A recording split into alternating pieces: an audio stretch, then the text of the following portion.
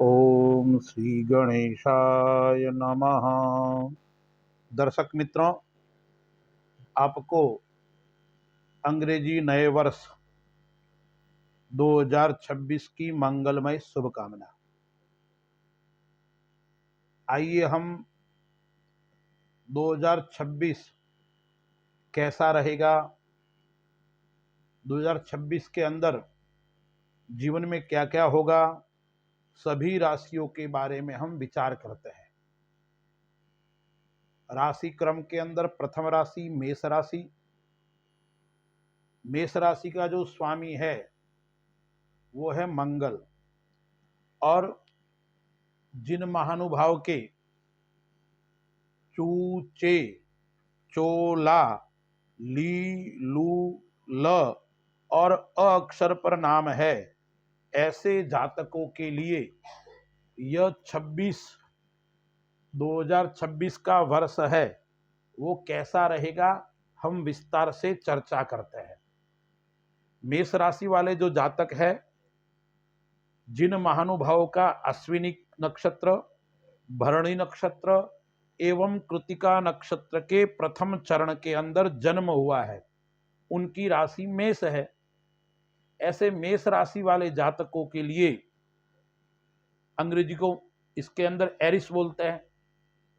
तो एरिस राशि जिसकी है, ऐसे जातकों के लिए यह 2026 कैसा रहेगा, स्वास्थ्य की दृष्टि से परिवार के ऊपर क्या असर रहेगा, विद्यार्थियों के लिए क्या क्या लाभदायक रहेगा, शरीर स्वास्थ्य की दृष्टि से हम विचार करते हैं। तो जो जीवन जीने के मुख्य बिंदु है, उन सभी बिंदु के ऊपर हम चर्चा करते हैं। तो मेष राशि वाले जातकों के लिए 2026 जनवरी से लेकर दिसंबर 2026 तक कई प्रकार के परिवर्तन देखने को मिलेंगे, बदलाव देखने को मिलेंगे इस वर्ष। और यह जो वर्ष है वो मिश्रित फल देने वाला रहेगा। कभी अच्छा फल देगा, कभी बुरा फल देगा, और कभी कभी आकस्मिक धन की प्राप्ति कराने वाला यह वर्ष रहेगा। इस वर्ष के अंदर क्या क्या होने वाला है, आइए हम विस्तार से चर्चा करते हैं।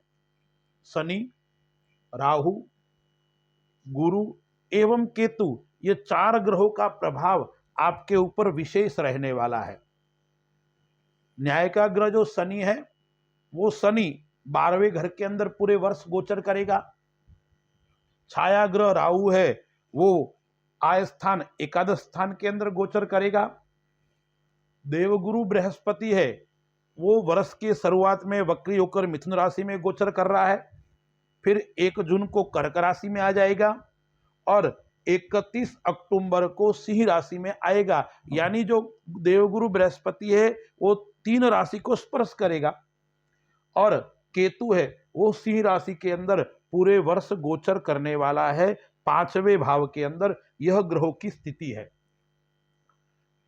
अब इसका असर जीवन के ऊपर क्या पड़ेगा, आइए हम विस्तार से चर्चा करते हैं। अब राहु जो है, वो ज्योतिष शास्त्र का मत है कि 11वें भाव के अंदर राहु होता है, वो शुभ और श्रेष्ठ फल देने वाला रहता है। तो हम पहले व्यापार, कैरियर और आर्थिक स्थिति कैसी रहेगी, उसके ऊपर हम विस्तार से चर्चा करते हैं। जनवरी महीना है, वो मध्यम फल देने वाला रहेगा मेष राशि वालों के लिए। गुरु है वो पराक्रम स्थान के ऊपर बैठा हुआ है।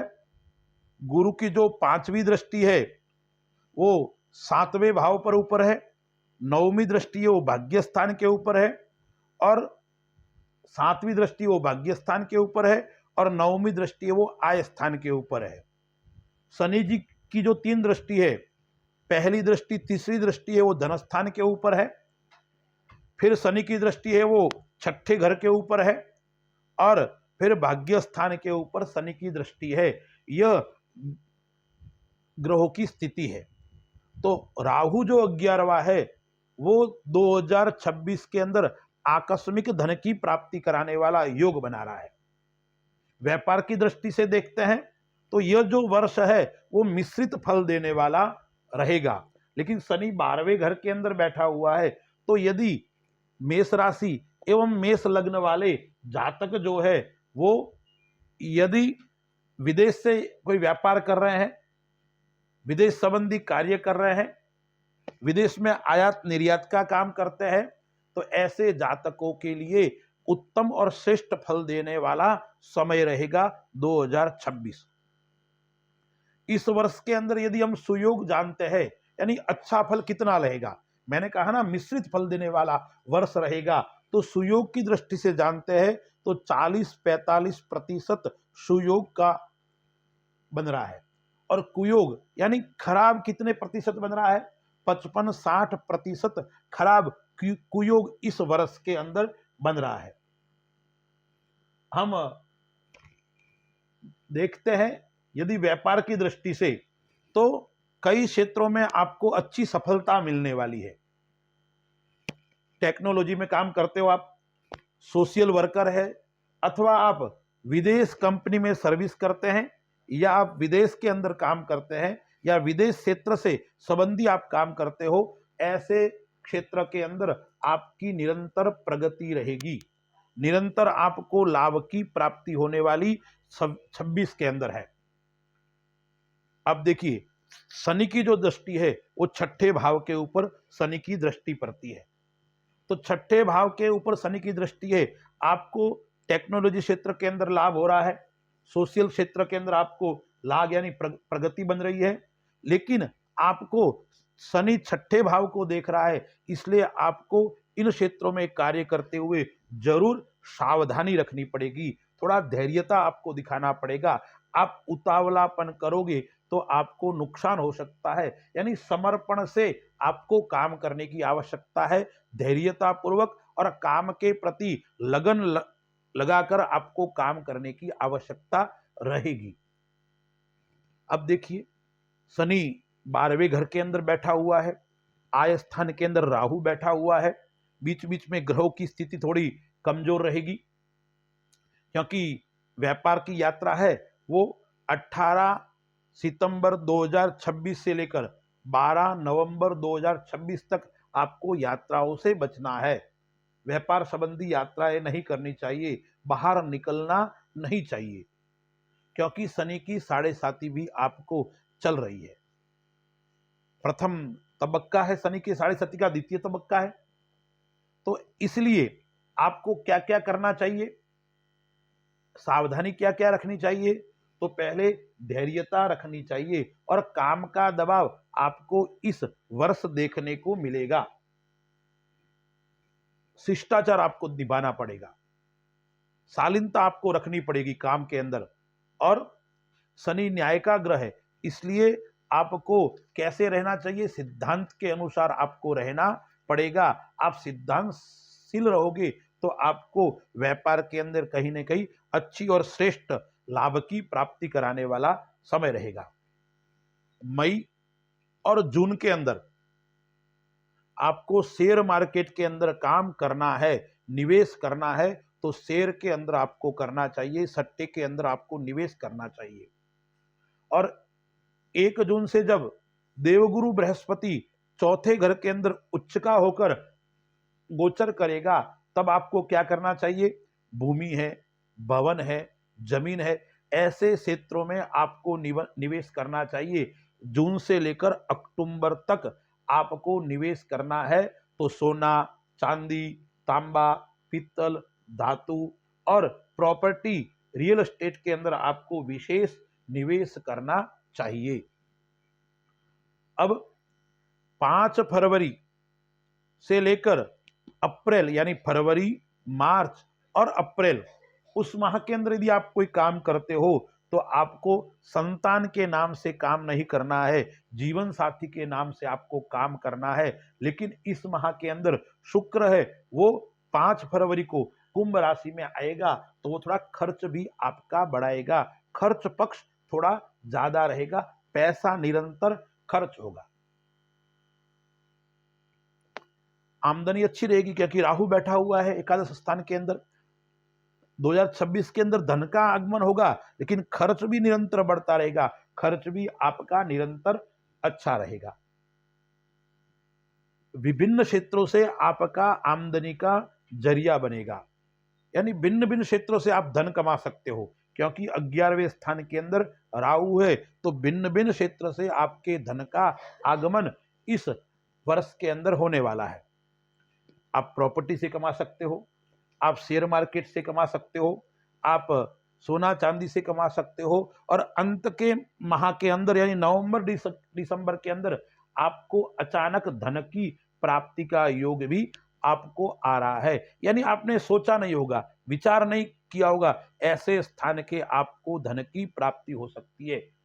लेकिन खर्च भी मैंने बताया ना, क्योंकि 12वें स्थान के अंदर शनि गोचर कर रहा है, और 12वें स्थान का मालिक जो गुरु है वो आपके 1 जून तक पराक्रम स्थान के अंदर बैठा हुआ है, फिर अक्टूबर तक चौथे घर के अंदर बैठा हुआ है, और फिर 5वें घर के अंदर केतु के साथ में आने वाला है। तो अक्टूबर से आपका खर्च भी बढ़ेगा और आकस्मिक धन की प्राप्ति होगी। अब खर्च कौन से क्षेत्र में बढ़ सकता है, तो मैं आपको बताऊं, संतान को लेकर आपका खर्च हो सकता है, विद्या को लेकर आपका खर्च हो सकता है। आपकी जो संतान है श्रेष्ठ विद्या के लिए कहीं बाहर जाती है तो विद्यार्थी के लिए भी खर्च होगा, और संतान आपका बीमार रह सकता है, संतान को लेकर चिंता, संतान को लेकर खर्च इस आपको अक्टूबर नवंबर यानी अक्टूबर 31 अक्टूबर के बाद में नवंबर और दिसंबर माह के अंदर रह सकता है। वर्ष के मध्य में आपके लिए यात्रा अच्छी रहेगी, लेकिन यानी मई से पहले पहले यदि आपका यात्रा करते हो तो आपके लिए अच्छी और श्रेष्ठ रहेगी। मेडिकल क्षेत्र से आपका खर्चा इस माह के अंदर थोड़ा बढ़ सकता है। अब देखिए, मैंने आपको क्या बताया था कि शेयर मार्केट के अंदर आपको खर्च करना है, कब करना है, फरवरी से आसपास करना है, लेकिन आपके केतु है वो 5वें घर के अंदर गोचर कर रहा है, तो आपको थोड़ा सोच समझकर जरूर करना, निवेश करते वक्त आपको ध्यान रखना पड़ेगा।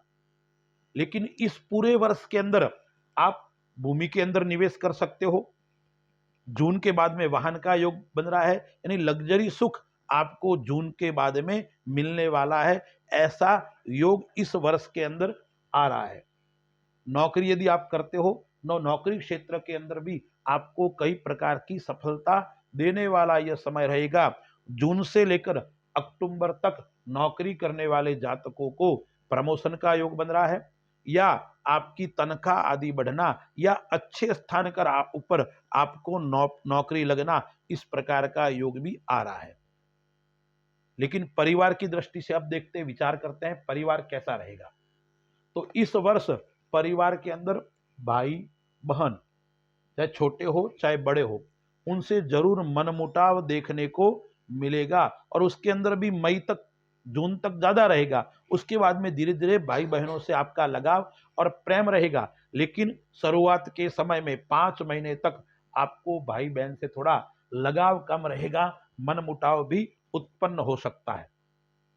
चौथे भाव के अंदर गुरु है, तो परिवार के अंदर शांति का वातावरण आपको उत्पन्न करना पड़ेगा, शांति आपको रखनी पड़ेगी, आपको भी रखनी है, जहां हो वहीं अपनी बात रखनी है, फालतू की आपको चर्चा विचारणा नहीं करनी चाहिए। जब 1 जून को गुरु चौथे घर के अंदर उच्च का होके आ जाएगा, उसके बाद में आप माँ को लेकर चिंता करते तो माँ की चिंता भी समाप्त हो जाएगी और माँ का स्वास्थ्य अनुकूल और अच्छा रहेगा।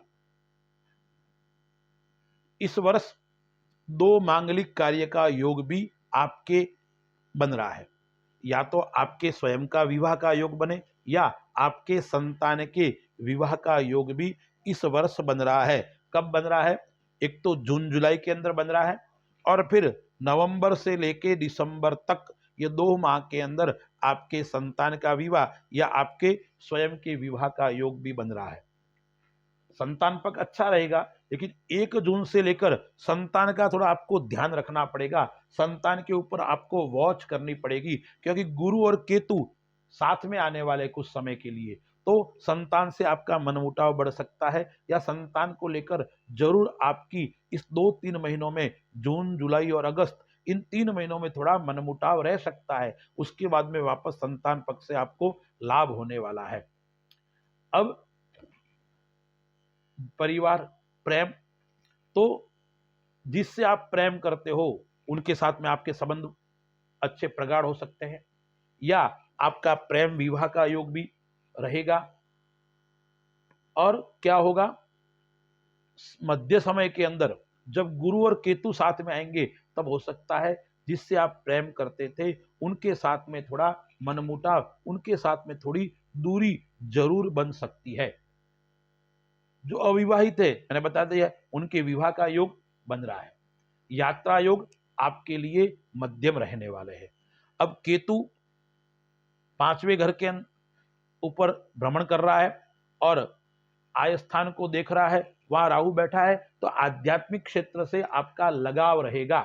यानी मन के अंदर क्या होगा, घर को त्याग करना, परिवार से दूरी बनाना, एकांत में ध्यान करना, तपस्या करना, यानी घर से दूरी, घर के प्रति मोह कम होना, इस प्रकार का योग भी इस वर्ष कई बार आपको बनेगा। लेकिन आप घर त्याग करने वाले नहीं हैं, आप सन्यासी बनने वाले नहीं हैं, केवल आपको इस प्रकार का जरूर देखने को मिलेगा। आप उस समय क्या करोगे, मंदिरों में जाना, अच्छे अच्छे लोगों के पास में जाना, इस प्रकार का, यानी जो आध्यात्मिक क्षेत्र से जुड़े हुए लोग हैं उनके साथ में आपको अच्छा और श्रेष्ठ रहने वाला है, उनके साथ में आपका प्रभाव भी बढ़ेगा।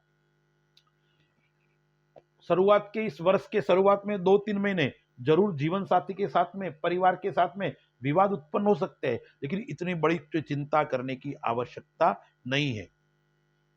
मई महीना और जून महीना, मई 2026 और जून 2026 शत्रुओं को भी मित्र बनाकर चलना पड़ेगा, दुश्मनों के साथ में भी मित्रवत व्यवहार करना पड़ेगा, अन्यथा उनके साथ में आपका बिगड़ेगा तो ज्यादा नहीं, लेकिन वो आपको नुकसान पहुंचाने का प्रयत्न करेंगे।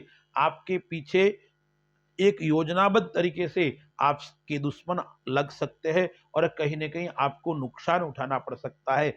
इसलिए मई और जून माह के अंदर आपको 2 महीने के अंदर विशेष शत्रुओं से सावधान रखना है और उनसे आपको क्या करना है, मित्रवत व्यवहार करना है।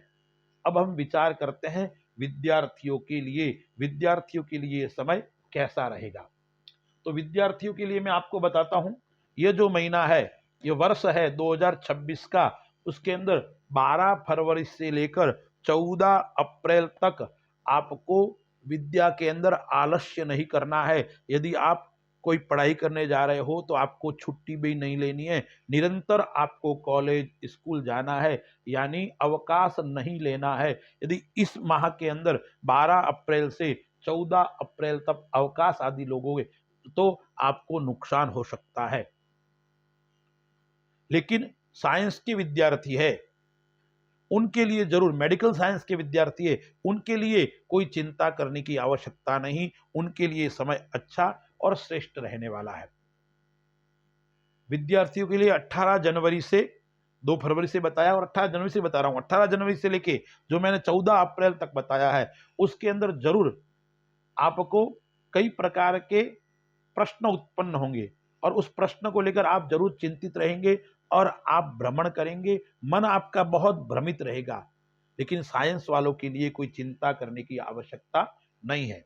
यह वर्ष विद्यार्थियों के लिए मेहनत मांग रहा है, एकाग्रता की कमी जरूर रहेगी। केतु 5वें भाव के अंदर गोचर कर रहा है, एकाग्रता की कमी आपको महसूस करेगी, इसलिए विद्यार्थियों के लिए इतना उत्तम समय हम नहीं कर सकते हैं। लेकिन गुरु की जो दृष्टि है वो 7वें घर के ऊपर दृष्टि है और 7वें घर का जो स्वामी शुक्र है वो भोग विलास का ग्रह है, तो कई प्रकार की विद्यार्थियों को सुख सुविधा भी प्राप्त कराने वाला यह वर्ष रहेगा।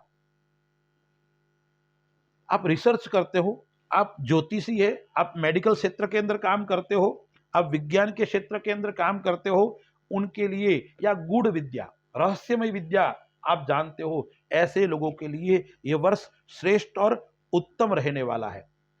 और यदि विद्यार्थी विदेश में अध्ययन कर रहे हैं तो 12वें स्थान के ऊपर शनि बैठा हुआ है, 12वें घर के अंदर शनि गोचर कर रहा है, तो ऐसे जातकों के लिए समय उत्तम और श्रेष्ठ रहने वाला है। अब हम विचार करते हैं स्वास्थ्य की दृष्टि से, आपका स्वास्थ्य कैसा रहेगा। यदि हम निरोगी रहेंगे तो सब कुछ अच्छा रहेगा, और हम रोगी होंगे तो कई प्रकार की समस्याएं हो सकती है। इसलिए निरोगी रहने के लिए क्या करना चाहिए, या आपके इस वर्ष के अंदर कौन सी बीमारी आपको परेशान कर सकती है, क्या क्या समस्याएं उत्पन्न हो सकती है, उसके ऊपर हमें थोड़ा ध्यान रखना है। मैं आपको कुछ बातें बता रहा हूं। दर्शक मित्रों, शनि 12वें घर के ऊपर बैठा है, शनि छठे भाव को देख रहा है, इसलिए आपके घुटनों का दर्द, पैर का दर्द, इस प्रकार की समस्याएं देखने को मिलेगी। आप गाड़ी चलाते वक्त भी आपको धीरे चलानी है, और स्लिप डिस्क यानी कमर का दर्द या कमर संबंधी कोई समस्या आपको जरूर उत्पन्न हो सकती है। उसके कारण बार बार अस्पताल के चक्कर भी आपको काटने पड़ सकते हैं। इसलिए आपको चलते वक्त जरूर ध्यान रखना पड़ेगा। और उसके अंदर भी अक्टूबर का समय, सितंबर अक्टूबर का समय है, वो तो विशेष कमर दर्द के लिए आपको ध्यान रखना पड़ेगा। गुरु पराक्रम स्थान के अंदर है, शनि की तीसरी दृष्टि दूसरे स्थान के ऊपर है, तो नेत्र संबंधी समस्या भी आपको परेशान कर सकती है। मानसिक तनाव, अनिद्रा, इस प्रकार की समस्या आपको जरूर इस वर्ष देखने को मिलेगी। उसके अंदर मार्च के अंदर विशेष मिलेगी, फिर जून के अंदर, फिर सितंबर अक्टूबर के अंदर, और माह के अंतिम वर्ष के अंतिम महीना यानी दिसंबर के अंदर जरूर तनाव आपको देखने को मिलेगा। 11वें भाव के अंदर राहु है, इसलिए मानसिक तनाव और चिंता जरूर आपको सताएगी, चिंता से आप जरूर ग्रस्त रहेंगे। इसलिए आपको मेडिटेशन, ध्यान के ऊपर विशेष ध्यान रखना पड़ेगा। प्रतिदिन उठकर ध्यान करना, योग करना, प्राणायाम करना, जितना आप ध्यान प्राणायाम उसके ऊपर आप अपना समय व्यतीत करोगे प्रातःकाल, इतना आपके लिए अच्छा और श्रेष्ठ रहेगा। यानी स्वास्थ्य की दृष्टि से मैंने आपको चार चीजें बताई, उसके ऊपर आपको विशेष ध्यान रखना है। एक तो मस्तक और मानसिक चिंता, नेत्र संबंधी रोग आपको परेशान कर सकता है, और एक कमर से नीचे वाला भाग, कमर से घुटना दर्द है, पैर दर्द है, उस प्रकार की समस्याएं आपको देखने को मिलेगी। फिर आपको व्हीकल, वाहन धीरे चलाना है। यदि आपने वाहन के ऊपर कंट्रोल नहीं किया तो जरूर आपको छोटा मोटा एक्सीडेंट आदि योग भी इस वर्ष आपको बन रहा है। अब हम विचार करते हैं, सभी बातें मैंने आपको बताई, उपाय, क्योंकि उपाय से क्या होता है, हमारे संकटों की निवृत्ति होती है। पूजन करने से, ध्यान करने से, जप करने से क्या होता है, मन पवित्र होता है। दान देने से हमारे धन पवित्र होता है।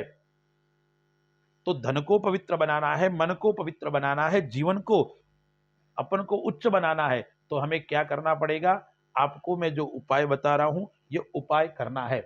अब मेष राशि वाले जातक है, उनको शनि की पनौती चल रही है। अब शनि की पनौती चल रही है, 7.5 चल रही है, तो आपको शनि को मजबूत करना पड़ेगा। और 12वें स्थान के ऊपर शनि है, तो चौथा, 8वां और 12वां जब ग्रह होता है वो थोड़ा कष्टदायक होता है, इसलिए आपको शनि की उपासना करनी पड़ेगी। अब शनि उपासना में आपको क्या करना है, या तो ओम सम शनिश्चराय नमः इसका जप कीजिए, या मंगलवार और शनिवार के दिन हनुमान जी के मंदिर में जाइए या शनि मंदिर में जाइए, वहां जाकर शनि चालीसा का पाठ कीजिए। हनुमान जी के मंदिर में जाकर हनुमान चालीसा का पाठ कीजिए, सुंदरकांड का पाठ कीजिए, और साथ में भगवान शिव की उपासना भी करनी है। शिव है वो आरोग्यता के अधिष्ठाता देव है, इसलिए आपको करना क्या है, शनिवार के दिन तो हनुमान जी की उपासना करनी है, सोमवार के दिन भगवान शिव की उपासना करनी है। आप शिव को बिल्वपत्र अर्पण कीजिए, शिव को समीपत्र अर्पण कीजिए, और यदि आपको बिल्वाष्टकम आता है, आपको भगवान शिव का कोई स्तोत्र आता है, तो उसका बार बार आपको पाठ करना है। महिला है तो शिवाय नमः, और पुरुष है तो ओम नमः शिवाय, यह करना है।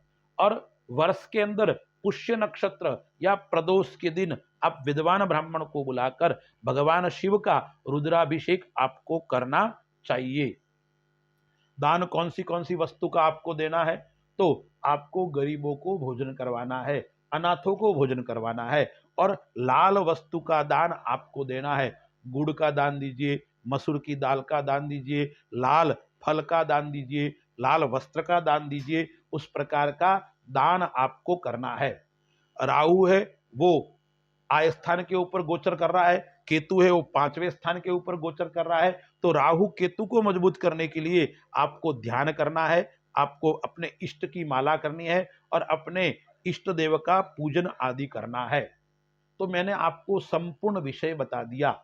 अब आपको एक बात और बता रहा हूं, आपको इस वर्ष विशेष करके उन्नति चाहते हो, प्रगति चाहते हो, तो विद्वान ब्राह्मण से नवरात्रि हो या आपको वैशाख महीना हो या चैत्र महीना हो या माघ महीना हो, ऐसे समय आपको अपने घर के अंदर नवचंडी का यज्ञ कराना चाहिए। अस्तु। जय श्री राम।